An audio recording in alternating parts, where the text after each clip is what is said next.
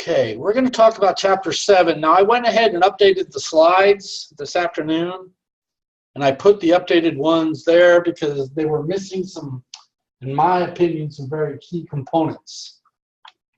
Okay, so we're going to talk about, first about some protocols. What are protocols? Think of it just like a language, a rules for communication. If you know English or Spanish or whatever, now it's really just a set of rules on how to talk. Protocols are the same way. Okay, it says essential for proper communications between network devices.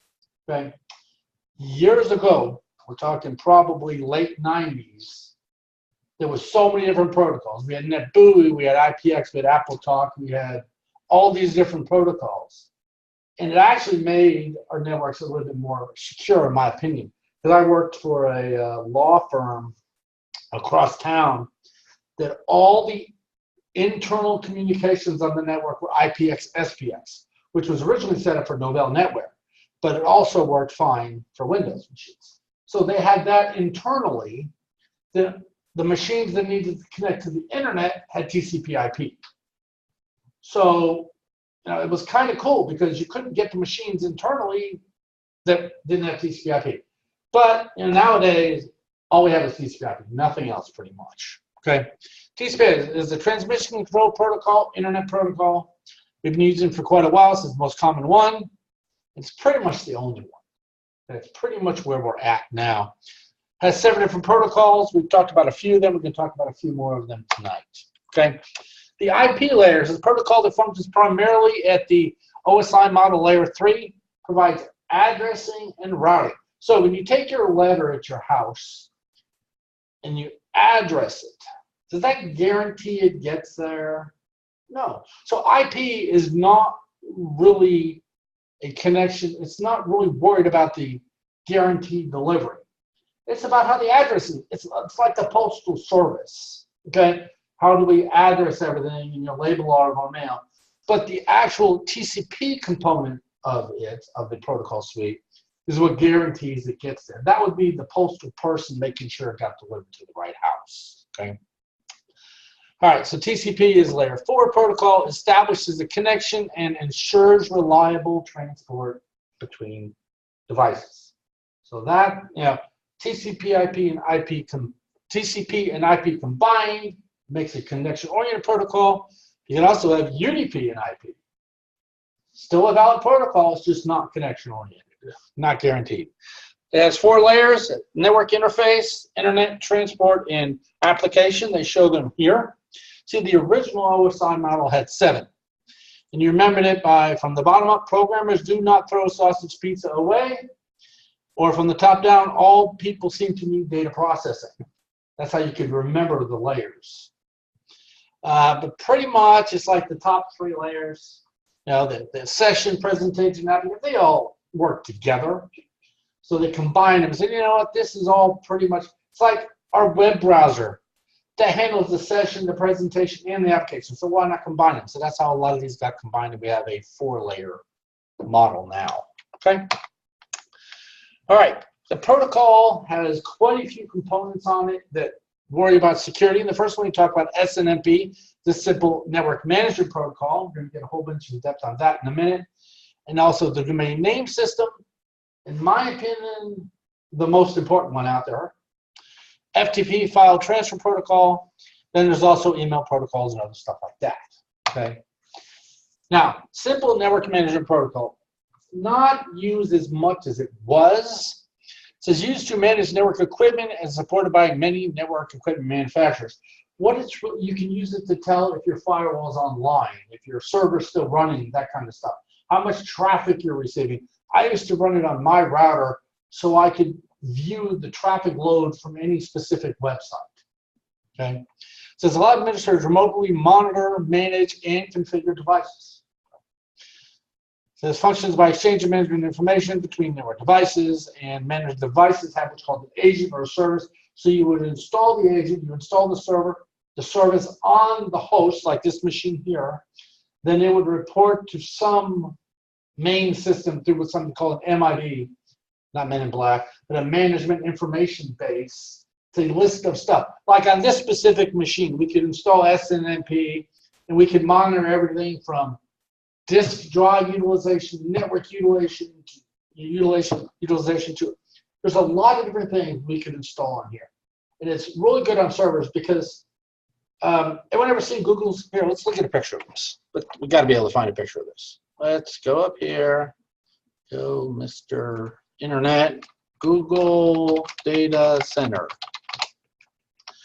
Okay, we're just going to look at some images here of Google Data Center. Okay, so here's a few images. Now here, so what are all these things here? Building and operating data. What are all those things right there? What do you think? They're all servers.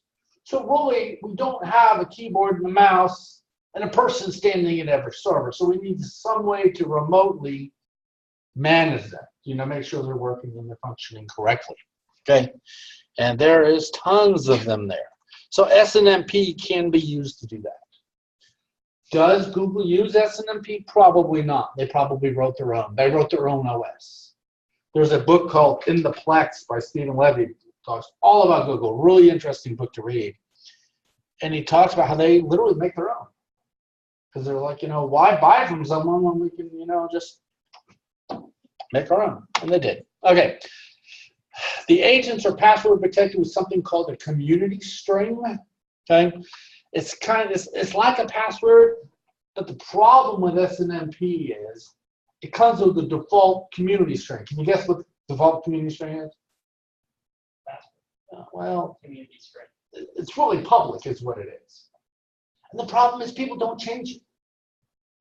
I would at least change mine to public-RW for read-write or public-RO for read-only. That way I knew which connection to make to be able to configure the device or read the data from the device. Okay, so it just wasn't all that great. Version 3 came out with some better stuff. Version 3 then handled usernames and passwords and encryption. It's kind of like, you know, when the internet first came out, there was no security built into it at all. And we're trying to get that. Okay. All right, DNS. Okay. Domain name system or domain name server, whatever you want to call it, is a TCP/IP protocol that maps IP addresses to their symbolic names or host names. So if we want to find out what the name is, let's find one here, for Google. So we're going to go NS lookup for name server lookup, www.google.com. This can tell me the IP address of 216.58.194.68 maps to www.google.com. Okay? So we did a name server lookup, and there's a DNS name server lookup, domain name server lookup on Google. I could say, you know, what is, you know, does anyone have, we all have routers in our homes. Okay. Do you know your IP address changes at your house every now and then? Okay. Well, I have one at my house, and I don't want to have to remember the IP address.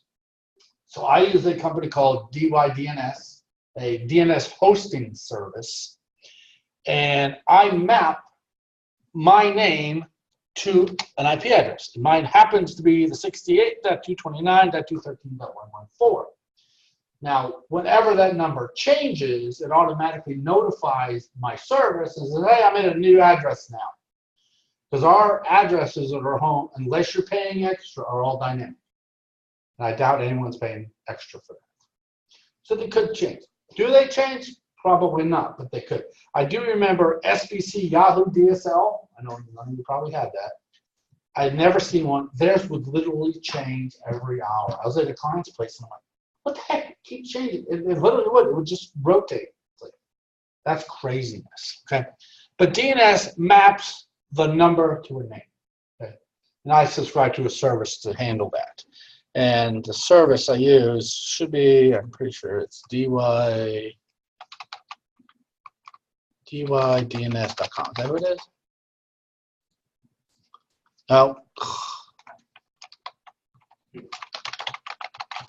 Is it? There it is. No. Maybe, I guess Google bought them out. Heck, I can't remember what the, hold on. Let's see. Okay. 7 of the best dynamic DNS providers. Give me a list of them, will you? SharePoint, dynamic D, that's not it. Right there. DYNDNS. That's not it. Maybe that is it. Maybe they changed the website. Yeah, I think, oh, this is it, yeah. Yeah, this is the website, they just changed it. Okay. Now, I said this is for hire bill with who would like to pursue their, you can get a free account. Their free account gives you one name to one number mapping, right? Years ago, I started using these guys, and I just donated to them. They didn't charge anything. You couldn't pay them. I went ahead and they had a donate to us button. So I donated $20. We're talking back in probably 98. I gave them $20 in 98. And they put me on a lifetime pro account that has all kinds of extra. Because the free one gives you one name. I have like 20 or 30 available on mine, and they never expire. They go forever. I don't have to pay a penny. So kind of a cool service.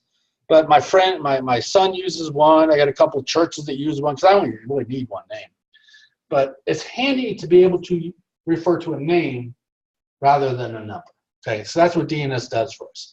It says they is organized in a hierarchy. We have what's called the root domain, and then it goes down. We're going to talk a little bit more about that. It consists of the name of a site and a corresponding IP address. Okay. Database is distributed to many different servers on the internet. There's 13 root servers, then a whole bunch of ones below that. Okay. Now, here's their, okay, this is, I tried to understand the picture, so it's a little hard. Let's walk through this. So we're going to start right up here where it says step 1. So this is my laptop right here. I need the IP address of www.nashville.com. That happens when I go into my web browser and I type in www.nashville.com. My computer says, whoa, where is this? I need it.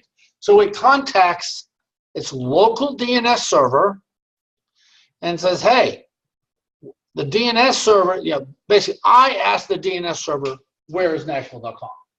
The DNS server says, hey, let's start off, where's com server to begin with? Because who's in charge of com? So then it goes down here, it asks the server, said, hey, who's in charge of com? So the top level server said com is located at 10.35.83.77. So that address is then returned to the local DNS server, who then goes to step 3, said, okay, now he's asking the com server, you see the number down here at the bottom changed. And he says, what is the address of Nashville.com server? So, so the com server said Nashville is located here, the 206.23. So the com server returns the address to the Nashville.com server to this guy. Then this guy says, what is the address for www.nashville.com? So then the Nashville.com server says, hey, this is the address for www.nashville.com. Then that's returned to my local server, who then returns it to me. Does that sound like a lot of work? Yeah. Wow. Well, imagine we need a system that can grow exponentially. Okay? So we need, when they originally came up with the names, it was, com, edu, net, org, gov. That's about all they had. Not a big deal. But how many comms are there? So if you were in charge of just com, okay, let me tell you. When I ran my ISP, my email logs, okay, an email log, if I turned on minimal logging, it was basically who the email came from, who the email went to. That's all I stored. That log on my small server alone was 500 megabytes a day. Just that information. That's just on emails. That was me. And I'm a very small guy in Choctaw, Oklahoma. Can you imagine how much stuff is actually out there? How many com addresses are there? Billions? I mean, did you ever type a name wrong? They all go somewhere. I don't care how you spell it, it still goes somewhere. So every spelling of every name you could possibly think of is out there. Someone has to keep track of all the comms. Then someone has to keep track of all the names .net and .gov and .org and now .sex, .shop, .music, .church, .everything. Okay? Pretty crazy stuff. So, and by doing that, they basically said, okay, these are the main servers, the root servers, there's 13 of them, who tell you how to find com, gov, just that. That's all their job is. Then the com server, because there's quite a few of them actually, the main server that's replicated, but that basically keeps track of all the comms. Then the .NET keeps track of all the .NETs. And then what com does is say, hey, I'm in charge of the top level domain com, but it knows of all the names. It knows of Microsoft and Nashville and all that stuff. Then it forwards you on to the server. Like if you type in www.rose.edu, so the root service is go to talk to edu. Then edu says, okay, go talk to rose.edu. Then that would then come to Rose State, and they would say, okay, we know you're in charge of rose.edu. Where's www? At that point, our service is, oh, www.rose.edu is over here. It sounds like a lot, but it works very well. So I think they took down all but 4 of the 13 servers, and it didn't even hurt the system at all. There was no delay in processing at all. Okay. All right. It's often a focus of attacks. It says DNS poisoning consists, fraudulent IP addresses. The local host table, which I know I showed you here, but we had an issue getting it to work for Google and all them. That local table can cause a lot of issues. So people, there's a big deal with that. There's also DNS security extensions that are out there. There's just lots of different things to do with DNS. It says DNS security adds additional resource records and message header information that can be used to verify the request sent that not been altered. So they're trying to make it more secure. Okay. So there's attacker asks for valid DNS transfer records. Zone transfers allowed. I know I talked about DNS zone transfers already. Maybe it was in the other class, but if I'm in charge of rose.edu, say Quinn over there, he sent me a request and says, hey, I would like to get a copy of your files. That's a zone transfer. You really don't want that to happen. Okay, you don't want that to happen. Okay. Now, I added some bonus content. These next few slides are not on there. Let's talk about some of the ways. Okay, see this picture right here? The way we asked our local server, then our local server asked the comm server and came back to our, then the local server went down to the next, it kept doing the work for us and just gave us the answer at the end. Well, for something called recursive queries, so the DNS resolver must provide an answer. Okay, it says it continually makes recursive queries starting at the root server until it finds it. That's what that one was. We asked our local DNS server, which is considered a resolver, said, hey, where's Nashville.com? And that server said, okay, it asked the root server, then asked the com server, then asked the Nashville server. It did all that. It recursively looked into it, found the answer. Okay. Now let's talk about iterative. Iterative, it says the DNS resolver, again, which is our local server. The DNS resolver provides the best answer it can. It says provides an answer from cache or provides address to the root server. So that's like me asking my DNS server here at Rose State, hey, where's Nashville or www.nashville.com? And if my server knows about it, it provides me with the answer. If it doesn't know about it, it says, I'm busy right now. Go talk to the root server. So he then would give me the address of the root server, then I would ask the root server. Then I would ask the comm server. Then I would ask the NAS. So basically, I would have to do all the legwork. Which way is better, you think?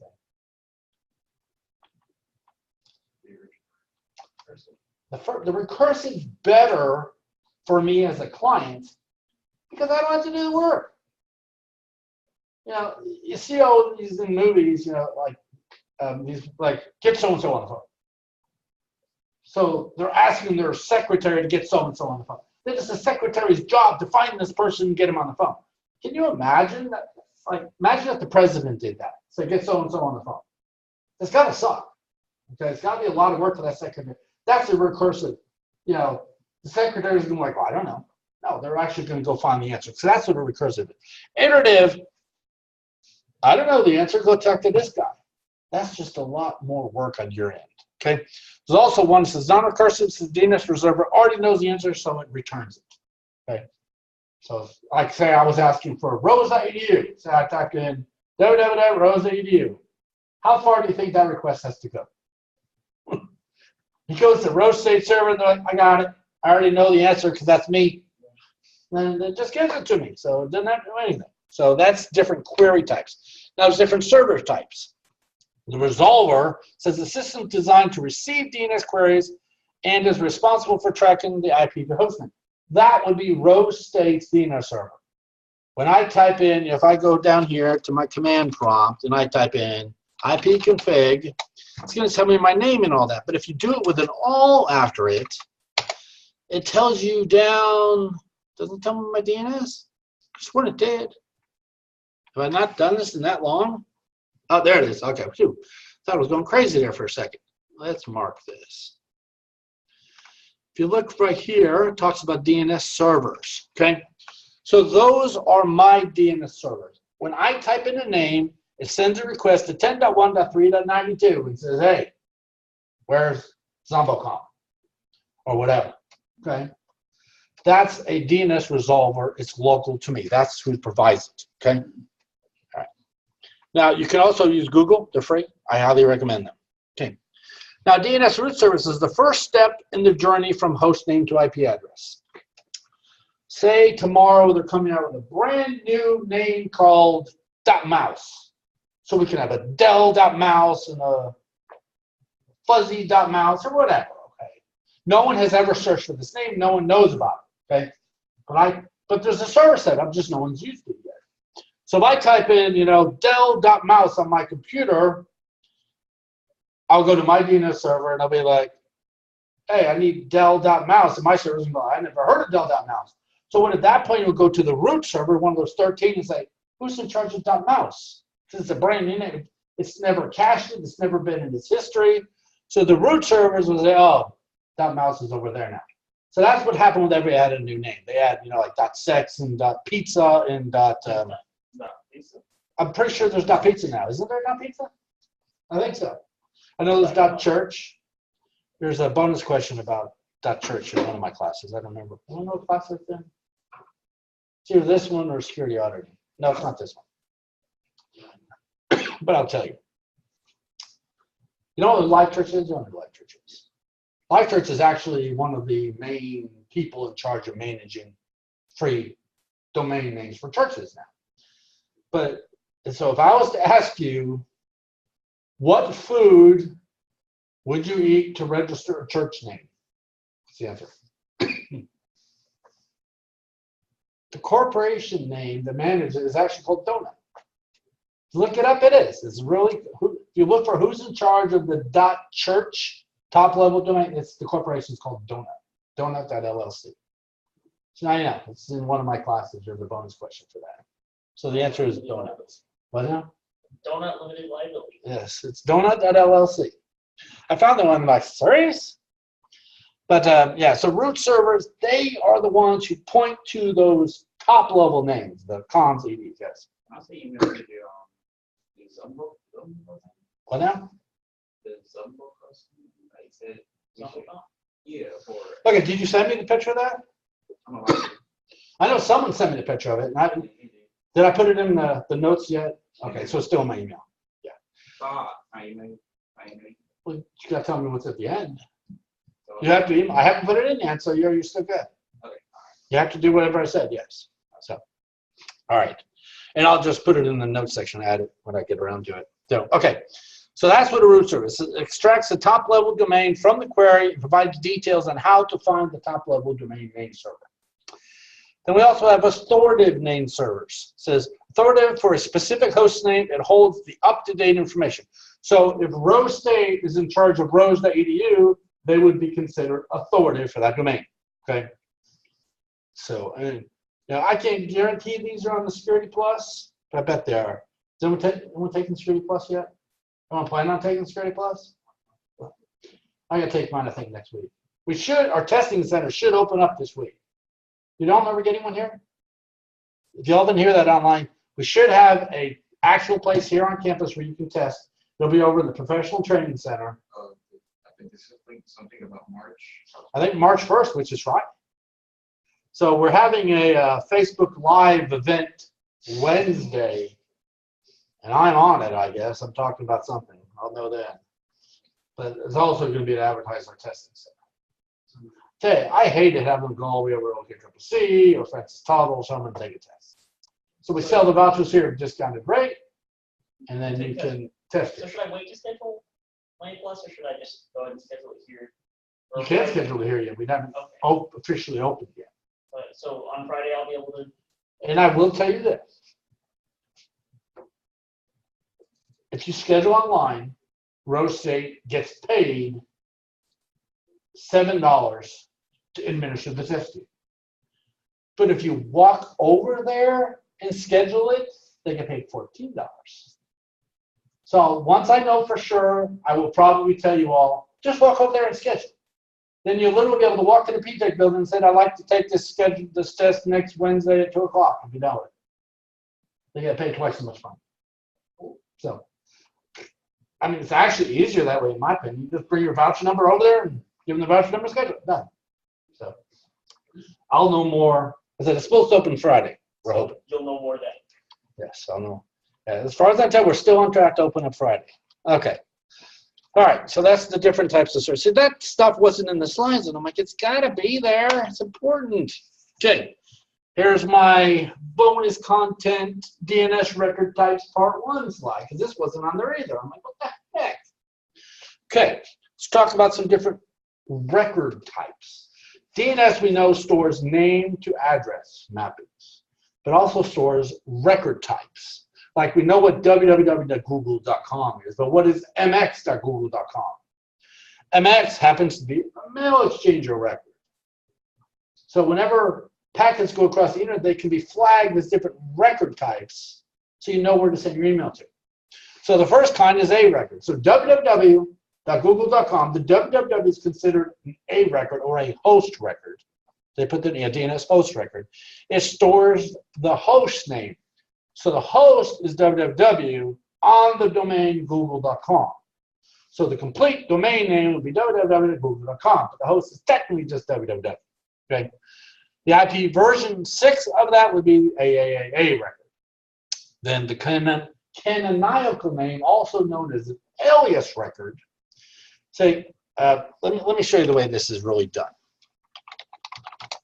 If I was making one, let's see, 66.210.163.130. Okay, so we're going to put in, this would be, let's say, okay, that was my domain name, internettext.net. Okay, let me make this font bigger so we all can see it. And this machine is just so slow today. Okay, that's what I had in there, okay? Now, what I can also say, now that would be an A record. I'll put the record type over here, okay? That's an A record, okay?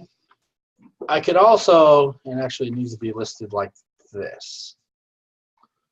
Okay, so we're going to do that one. Then we're going to copy this one. We're going to do www is an A record. Actually, this one's going to be a C name to. Okay, let me explain the way these work. Okay, so the first one is an A record. Say host record. Now you notice there's no name on the left side. Originally, when the internet came out, it was always www this, www that. Is there anybody who's too lazy to type the www now? A lot of us. So we started configuring our server to say, you know what, if they don't give us a name, like that blank name there, send them to that IP address. Then here, I would put in, now we have the host name www, which is an alias for this name. So www actually gets alias to this, which we then look up and say, oh, that becomes this. So it provides aliases. Okay, then we could also say, you know, www2 is the C name for, actually we could even say it's a C name for www. So www2 would forward to www, which is forward to no name. So, you know, so C name is an alias. Okay, So that's pretty much what a record would look like. Okay. Can be used to alias a host name to another. And you know, let me go back to that for a second. You might think this is a lot of extra work, you know, having all these aliases around, but just think of it. I only would have to change that address in one spot right now. Okay? I would have to change the very top line. It would update the name without a beginning. It would also update www and www2. The other way is I could have typed it this way. Yeah. Actually, this would just be the domain.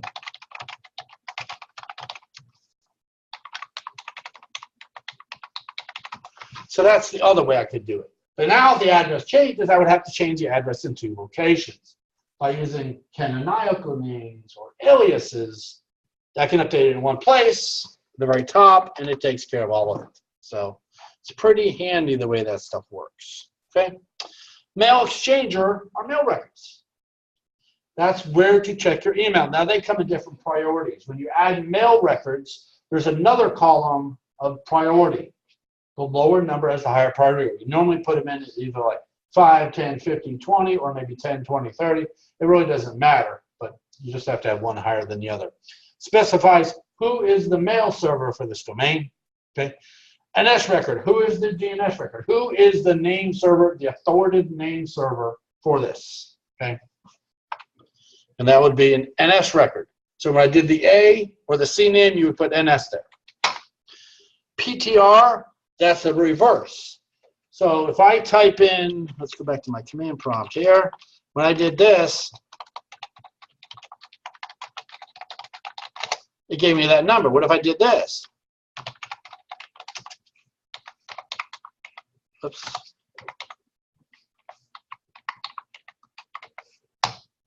Okay. So, isn't that funny? So I typed in I wanted the address for www.google.com that told me that address. Then I did an NS lookup for that address. I did type it right, didn't I? And look what I actually got. See that name there, that DFW25S17-IN.F4 blah, blah, blah, whatever?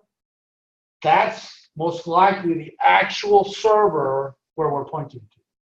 It's not the friendly name. But, you know, let's try this. No guarantees it's going to work. I never actually tried this, so this is something new for me. I should be able to take this and put it in here. Again, no guarantees. Oh, well, at least it went to Google. At least it partially worked. So, went somewhere. But, yeah, so a pointer record is a reverse lookup. I should say that. Allows the DNS resolver to provide an IP address to receive the host name. In other words, a reverse DNS lookup. Okay. Now we have cert records. Those are ones to handle information about certificates, you know, for security. Then we have SVR or service location. It says the service location record like an MX, but for other communication protocols. I don't know what they are offhand, but you can list other protocols. Then we have a text record, could be used for whatever. You could have a text record that lists your name if you want. You can have a text record for anything. Okay. Then start of authority, that is who's in charge of all this. Okay. Start of authority is the record who tells you, you know, who's the name server, and when did it expire, and all that other stuff. Here's at the beginning of the DNS zone file and internet, the authoritative name server, and a bunch of other information. Okay. Now we got a couple more types. Oh, that was, darn it, that was the last time. There's also like a couple others, but that's the most of them. Okay. Now let's talk about FTP or File Transfer Protocol. Okay, it's an unsecured protocol used to connect to an FTP server. I demoed that in here, didn't I? I can never remember what class I did it in. Well, I'm going to show you how in a second. But you can use FTP in multiple different ways. One way is through command prompt, through a web browser, and FTP client. So I went in and gave you an example. I did this afternoon. I brought up a command prompt. I typed in FTP space FTP to NAI.com. So I basically said connect via FTP to the FTP server. You can do it. You get the same exact results. It's going to say, okay, log in. So I typed in anonymous. I put in whatever, kennethhere.com I always use for my email address. And then I did ls and give me a list of the files. Okay, so there you go. I connected to McAfee's FTP server to operate my antivirus. Okay, easy enough. That's how you do it from the command prompt. Now I can also do it via web browser, and that's what it looks like there. I did that too. I typed it. Now instead of instead of HTTP like we always type, I replaced the HTTP with FTP. Because remember, HTTP is a protocol. So I told it, don't use HTTP, use FTP. So I typed in ftp://ftp.mei.com, automatically connected and did the same thing. So which one's easier, this way or the command prompt? Anybody? I would say I would make one. Command prompt actually can do more. You can get and put and all this other stuff. This one's easy to get. You just click on it, it downloads. But it's kind of like you don't get quite as much because you can't edit it through here. It's not as easy to put stuff through this. You can get, you just can't put as easily. Okay. Now, an even easier way is to FTP clients. Okay. This is just some generic client. I don't know, this is the one they had on the slides. You tell it where to connect to, it connects, shows up, and you literally can click and drag and move stuff. And I used to use one called WSFTP. That's the one I liked. And are they still in business? I actually even bought it. WSFTP. Yep, Ipswich, that's them. I bought this years ago. And I think I bought a lifetime license, so I probably could still download it. But really good FTP client. When I ran my company, I'd use that all the time. So that's what a client looks like. But if you do something quick and easy, command prompt works, web browser works. But if you're going to be doing it a lot, you want something like this. Okay. All right. This is using FTP behind a firewall can present challenges. Yes, massive challenges. FTP uses 2 ports, 20 and 21. Okay. 21 is the control. That's where you tell it ls and put and get and all that other stuff. But the data actually comes over on port 20, so it needs 2 ports. Okay. Active mode says the client's firewall may sometimes drop packets on port 20. Sometimes it does, but we also have passive mode, which the client sends the passive command, and then the server comes back and tells it a different channel. Passive is what most of us use automatically now. Our clients just default to it. Now I added a little bit more to this. I added all the red parts. Okay. FTP does not use encryption. It's all in plain text. So if you're doing anything, you can read everything. It's scary stuff. You will do a project in forensics where you'll see a bunch of FTP traffic that I created. Okay. Now secure transmissions over FTP. We have SSL FTP or TLS FTP, which is called FTPS. And I know this is on the Security Plus exam. So FTPS uses SSL or TLS. Secure socket layers or terminal transmission layer security. I can't remember the name. So, and then secure FTP or SFTP uses SSH. SSH is a secure version of Telnet. Okay. You don't need to know a lot about these, but you just need to know that SFTP uses SSH and FTPS uses SSL. Okay. I don't know an easy way to remember. That's just the way they work. Sorry. Now let's talk about mail for a second.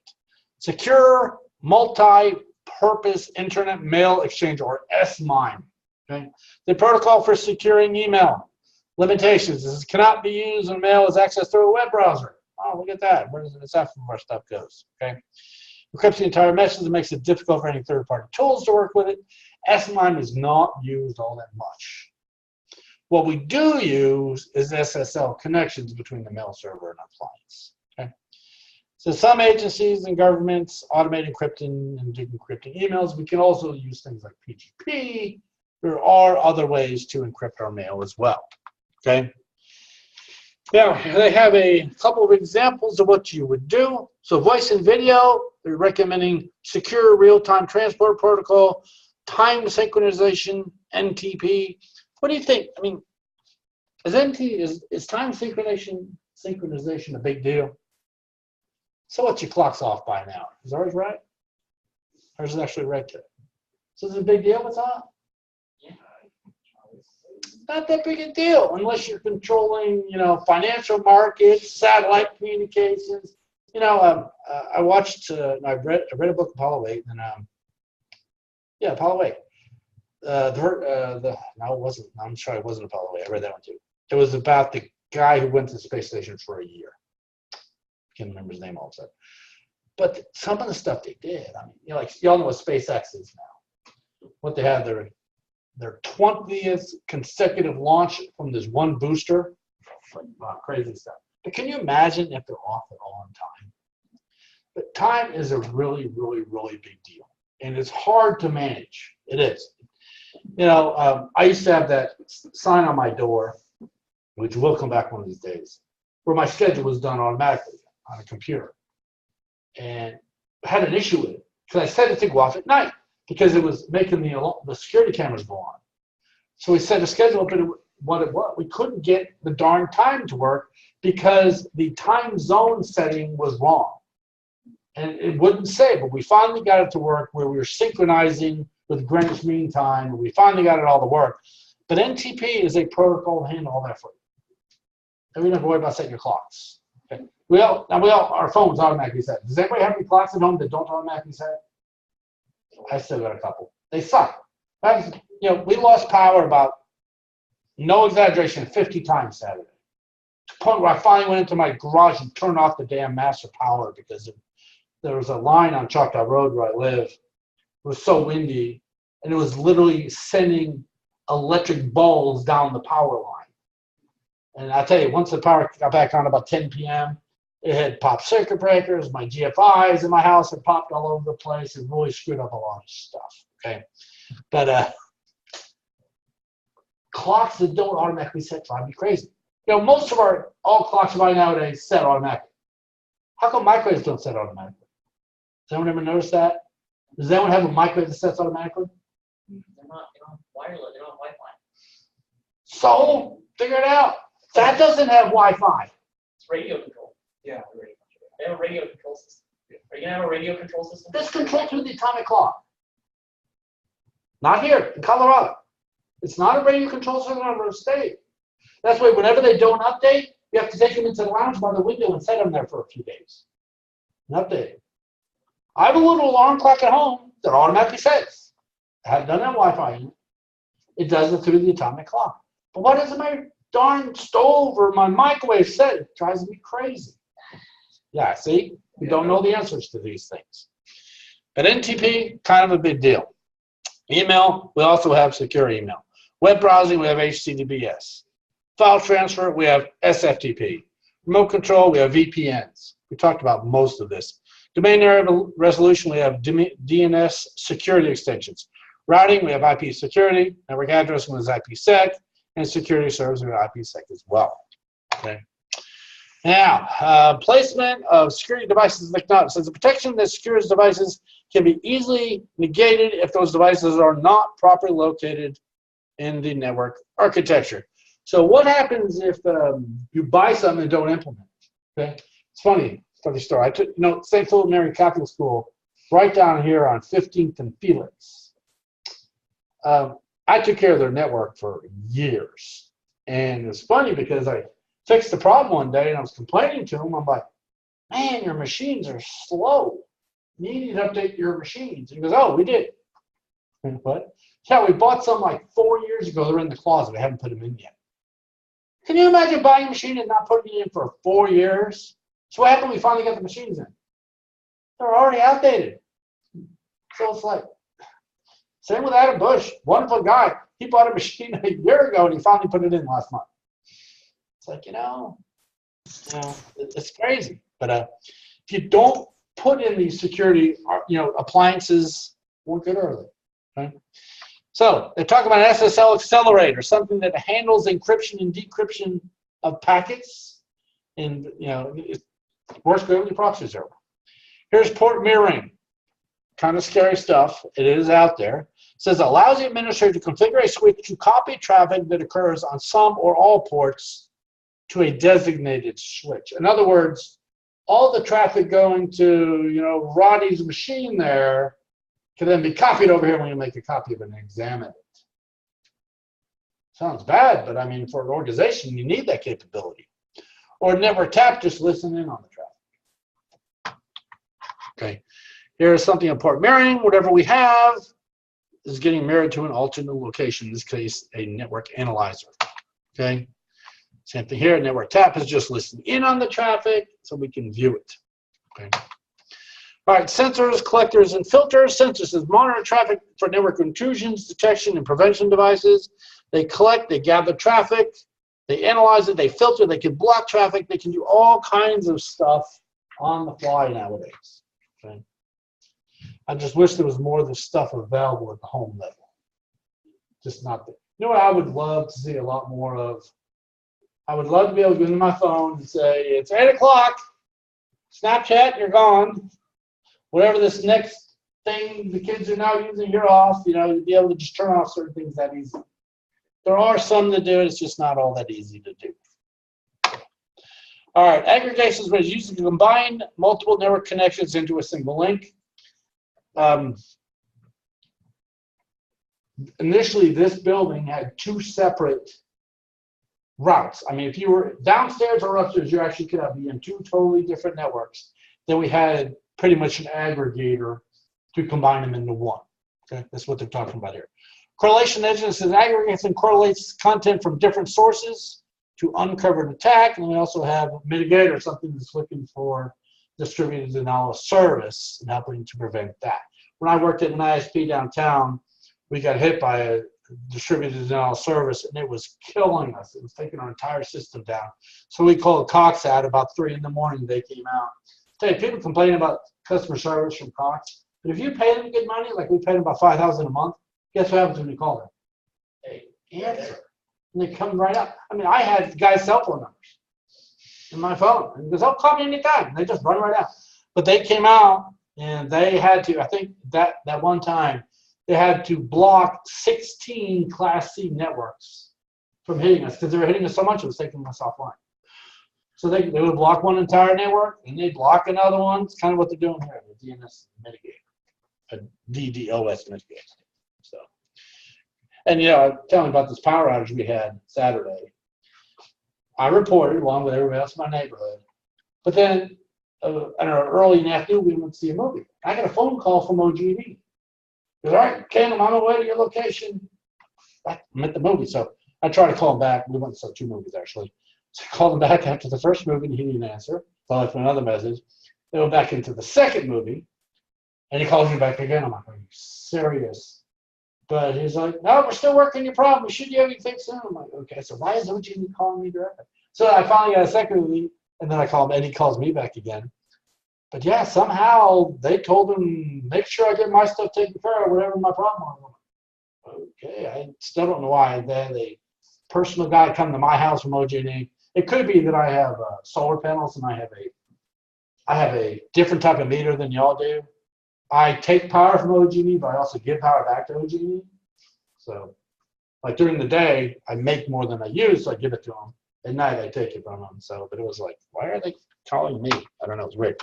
Okay, security logs. I will tell you, security logs are a pain in the ass. Yeah, excuse my French there, but it says can we see there's all types of logs out there. Okay, there's access logs. Provide details about requests for specific files. Auditing logs, used to record what users perform. I actually was talking to IT services, I think it was Thursday morning, and told them to turn on auditing on my personal Rose State account. Because around Christmas time, I was forced to change my password. And ever since then, every couple of days, my account gets locked out. Did not happen today, luckily. And I cannot figure out why. So all I can think of, I have some device somewhere logged in with my old password, check an email or something that keeps trying to check it. And after it checks it, after it tries 5 times, it locks me out. I just can't find where this damn device is. So I called them. I said, you need to turn on auditing to find out what is failing at login attempts on my account. So I haven't heard back yet. So the logs are good. So what can you think of a problem with this type of logging or any logging? of space. A lot of space. And I don't know if we can see the event viewer. Yeah, we can. Okay, just look at a couple events. Okay. Okay, let's go to some Windows logs. We'll just look at some application logs. Okay. Wow. It's going to take a while. Give me an hour here. The problem is there's so many. There's 38,100 log entries. How many of you are going to be going through 38,100 log entries? I mean, today is the 25th, but look at this. 559, 559, 559, 542, 542, 537, 37, 37, 37, 37. All these log entries. I mean, I was teaching that whole time. Yet look at all these entries that were generating. Okay? Lots of stuff. 40,000 security entries. There was, look at this, 6:36 p.m., 6:36, 6:30, 6:30, 6:27, 6:18, 6:18, 6. I have no idea what these are. So let's look. This is today. Just today. Says an account was logged off. Which account was logged off? The Microsoft Windows Task Controller something or other logged off. An audit success. You know, I just don't know what it is. But the problem is there's so many logs, you can't look at them. You can't. Years ago, when I was in the military, they put me in a shop. I was the captain in charge knew that I pretty good at networks, and I even ran my own company, so he put me in there to teach the networking people how to do networking. You know, they were really pleased to see me, but they were really pissed. But they came to me one day and says, we need you to tell us how long that Windows server has been up and running. Now in Linux, I don't know if you know this, there's something called uptime. You can look at the uptime, it'll tell you how long the machine's been up. Windows doesn't have that. So I said, Windows doesn't have the capability. Windows 10 does. Okay, well, maybe now. Years ago it didn't. Yeah, it didn't back then. And I says, well, the only real way we could do is we can look for log entries 605 and 609. Is there 6005 and 6009? Or 605, 609, whichever one. Those are the ones that are done every time it reboots. So if you count the number of reboots, you can figure if it was off for 5 minutes, then you can calculate the time it was up. So that's what my plan was. So I went in there to look at the event logs. They were all deleted. Just something like, where's the logs? Oh, we delete them every morning. They take up too much space. I'm like, seriously? You're deleting logs. It's crazy. Now, I bet if we look in here, you'll see there's probably a 605 or 609. See, 5 o'clock. We need to look around for something. Should be right around here, I would think.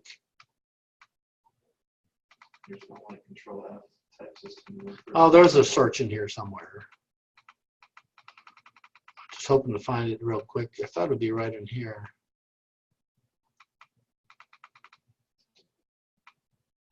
The reason I say that is the machine was turned off earlier today, and I figured Rob turned it on right before class. Maybe not. Who knows? But the problem is there's so much stuff. And unless you turn it off, every time you print to a network printer, it makes a log entry. It's like document was printed from Ken's computer to there. It's like, oh my God, it's craziness. Yeah, so there's lots and lots of entries. Okay. Okay, it says a routine review of logs helped you identify security incidents, policy violations. If you look and see one person keeps trying to hit this stupid file, hey, someone might be trying to steal it. Or someone might try to be logging in incorrectly at this account. So it can be good for that. It'd be good for auditing analysis, but you really need a system to analyze them for you. Okay, you can't do it on your own. So they can provide documentation, organization, and compliance with laws, lots of stuff. Okay, so almost every hardware device does it. Firewall logs, IP logs. I mean, logging is craziness. Unsuccessful logins. It's just, so if I was going to audit logins, if I want to keep track of logins on the Rose State Network to look for someone to break in, what should I audit?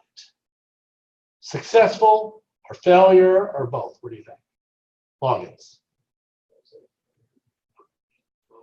How about anybody online? Any idea? Is anyone even alive still?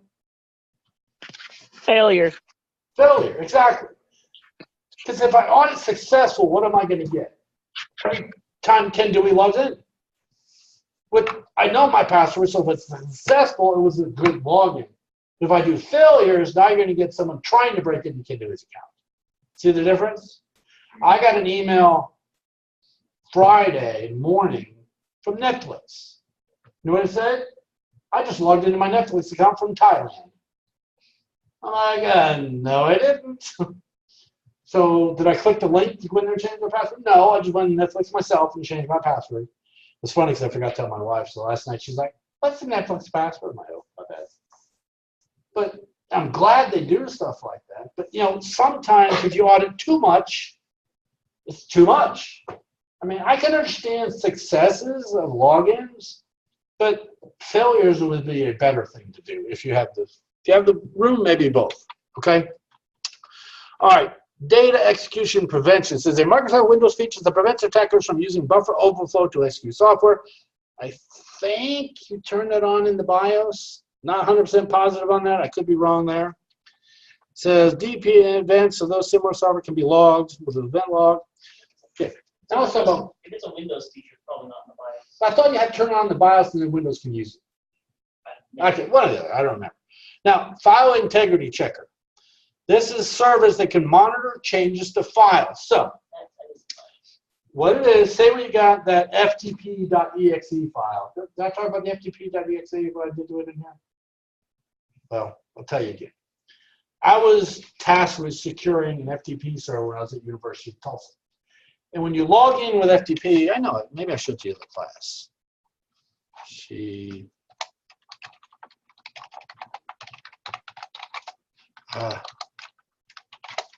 Okay, you see when I connected right here, I now know that they are running SPFTP version 1.0. Oh, I remember you talking about this. So was that in this class? I think I did. Are you in security auditing?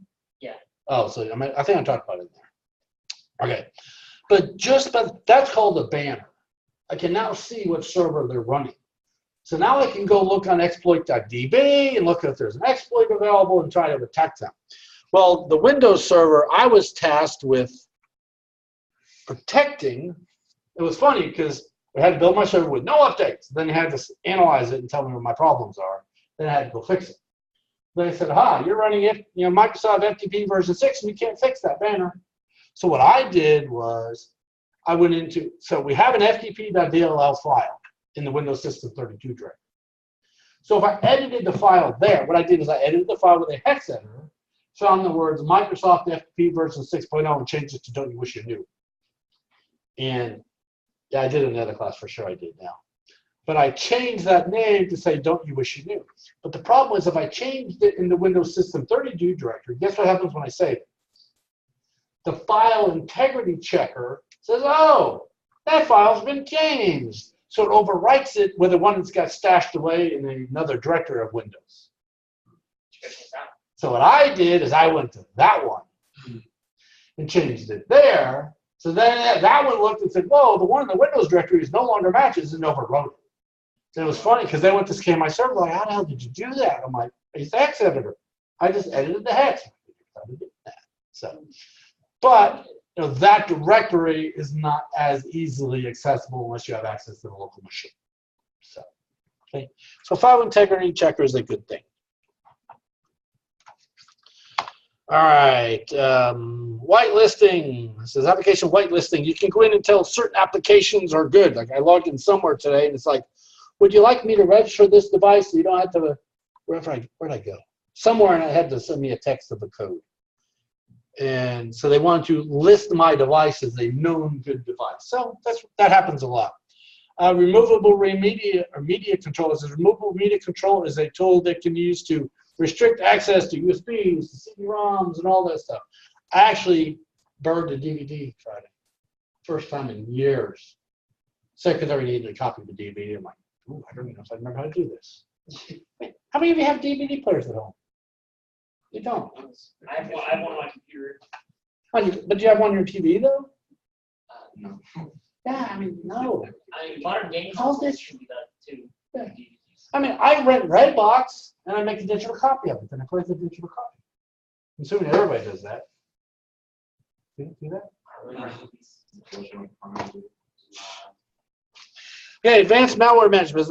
Open a third-party service. This is often a third-party service. Okay, Malwarebytes is a really good tool for looking at malware. If you've never used Malwarebytes, it's good. Okay. All right, issues with log management: generating, transmitting, storing, analyzing, disposing of logs. That's a lot of logs. I mean, I just showed you the one on this, with 38,000 entries, and you saw how many were just in the last hour. So that's craziness. Okay. So it says this is all due to multiple devices, very large amounts, and different log formats. Solution: use a centralized data or device logging analyzer. There are a lot of systems out there that do it. Big Brother is one of them. Does an excellent job. That's really the name. It's called Big Brother. Snort is another really good one. Snort can you use Snort. One of my, I think in security audit you do a project with Snort, but another good way to do that. And here, I don't know which one this one is. Can we see a title? I don't know the name of this piece of software, but you can get softwares that'll. What is it? SourceManageEngine.com. Oh, maybe that is. Well, okay, yeah, ManageEngine.com. So these are nice. I mean, you can click on and drill down into them, see what they're doing. You know, see what's causing whatever the entries are. So they're really nice. Okay. Okay. Some application platforms require special security consideration. Oh, we're almost out of time. Crap. Virtualization, cloud computing, and software-defined network. Let's talk about those real quick. Virtualization says a means of managing our servers over there across campus. Most of them are now virtual servers. We have large servers that run a whole bunch of other virtual servers on them. Like a lot of students working on my forensics project are all running Kali. They're running Kali on a virtual image. So it's not a real server, but it's great. Okay. The host virtualizes his entire operating system can be virtualized. And the reason we do virtualization is it cuts down on separate machines. You don't need as many. You need one big machine instead of a whole bunch of other ones. And there's an entry. I want to show you where it's at. I made a note in it. Okay. This is not all that important there. Where's the one I want to show you? Right here. This is a very biggie right here. I highlighted the word snapshot. A snapshot's cool. Maybe we're running a virtual mail server or something, and we're going to put a Windows update on. So I can make a snapshot, means it takes a picture of the configuration and the files at that second. Then when I install my update, what happens if the update fails? Just revert back to the prior snapshot. And all the changes you make are now gone. Snapshots are amazing. So it's really good for testing stuff. And the last bullet, they talked about sandboxing. You can set up applications to run, my travel agent used to, she probably still does, but travel worldwide. Well, a lot of times when she's researching stuff all over the world, researching hotels and events, she would click on stuff and get infected with viruses all the time. So what I did is I set her browser, I set a version of her browser up in a sandbox that any changes made to it, once she rebooted, they all go away. So nothing was stored. So kind of it says a suspicious program can be loaded into an isolation environment, sandboxing. So That's what the Spectre and Meltdown exploits dealt with, wasn't it? I don't remember. It had something to do with getting kernel access in the CPU through virtual machines. You got access to hosts through virtual machines. Everything's vulnerable nowadays. Okay, we're almost out of time here. Cloud computing, we can have an on-premises model, hosted model, cloud computing model. I mean, there's cloud's such a big deal right now. Amazon, Azure, everybody else has clouds, it seems. Okay, I mean, why build your own server when you can rent one on Amazon? I think Josh might have done that. That's why he solved the Frenzy project so quickly. Yeah, you're right. Might have. Go spend a couple bucks, get a server, with 120 processors, a couple hundred gigs of RAM. You can break that stuff in seconds. Okay. When working with cloud, there's 4 things: software as a service, platform, infrastructure, and security as a service. You can provide software. See, when you buy software, if you buy a server, then you have to buy the operating system and then the software to run on it. Or you could just rent the entire thing from Amazon for so many cents an hour. That comes with your OS, it comes with your software, it comes with everything. So kind of a nice feature, and that's how a lot of stuff is being run nowadays. Okay. Challenges. You know, when I was in Washington D.C. in January, we had representatives from all these. You know, we had the NSA, we had CIA, we had FBI, we had all these big agencies there. And they were all talking about. The question was, what is your number one thing you're worried about? You know what they all said? The cloud. And everything's going there. Everything. You know, it took me probably nearly 10 years to get Rose State to finally switch y'all student email to Gmail. Thank God we did. And y'all like Gmail, don't you? Does anyone use Yahoo? Get rid of it. Don't admit it. Okay. Okay. And you can sell cloud access. There's just all kinds of different stuff you can do with cloud. The last thing to talk about is software-defined network. The easiest way I could think of it like that is Cisco uses an application called Packet Tracer. I don't know, some of you might have heard of it. It's kind of like a software-based routing environment. It's actually amazing, okay? And you can configure things like that. You can actually save it out to actual real physical routers, and it's just really cool to use, okay? So that's software-defined networking. All right, that's the end of chapter 7. Okay, let me stop the recording.